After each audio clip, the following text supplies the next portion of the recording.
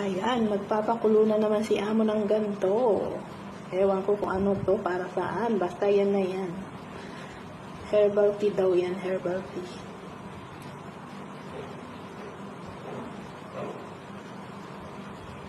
Ano siya, hindi ko gusto yung amoy niya. Para sa akin, maano siya, maantok. Lalagyan na natin siya, guys. Ayan, pakukuluan lang siya, guys.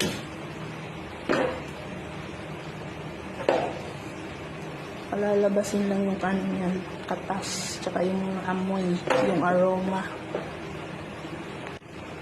Kumukulo na siya, guys. Tapos sasalain natin siya. Pagkatas, lalagyan natin ng asukal mamaya. Lagyan natin ang rock sugar. Rock sugar.